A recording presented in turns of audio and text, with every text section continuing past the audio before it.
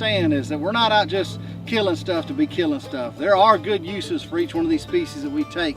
Now here in Alabama and Georgia, all we can shoot is rough fish, which is carp, gar, suckers, shad, things like that. For the gar, a lot of old wives' tales said they're a bony fish. Well, they're not. They've got a real good flesh. They eat only live stuff that's out there, so it roughly tastes like a bass. It's got a little bit different texture. We're going to prove that here in a little bit on camera. Gar are notoriously difficult to get into. Some people use EMS type 10 snips or things like that to get into them. I developed a tool years ago that I call a gar jack, and all it is a piece of sharpened steel with a point on it, and I actually use it to go in the top of them and then use either a hammer or a stick just to push it along. It works really well for me. What you need to understand is when you open up the gar, the sides of those scales are going to be razor sharp. It's just like broken ceramic, broken glass, so be careful if you're cleaning these critters. Once you start to open that up, you can see how pretty the meat is.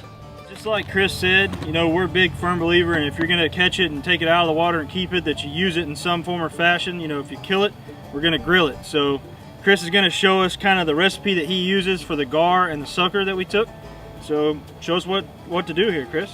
Like any good frying southern guy, I need to have a little old Tony Chachere's Cajun shake. We'll kind of go around with it a little bit, drop a little drop of sweat on it. That'll make it even better. Make it sweeter. And this is what we use instead of like a egg wash or something like that to hold the batter on. A good shot of sriracha. It makes a pretty breading, and it's some fine eating. So what are you putting in there? Is that flour? This is a cornmeal mix. But I've had gar, I've had it steamed, I've had it grilled, I've had it fried. Of course, being a fat redneck, fried's my favorite. So lightly battered and then right in the oil that we've been heating up.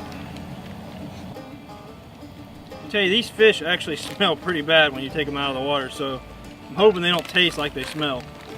I'm gonna have to prove it to you, ain't I? Yeah, I mean, it looks good, I'm not gonna lie, it looks good, but they don't smell as good as they look, that's for sure.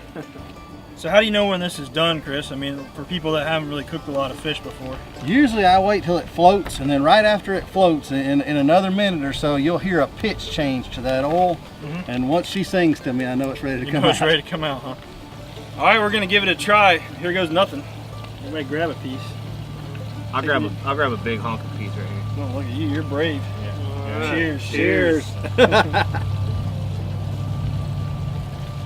Oh, that's pretty dang good. Tastes like old garfish.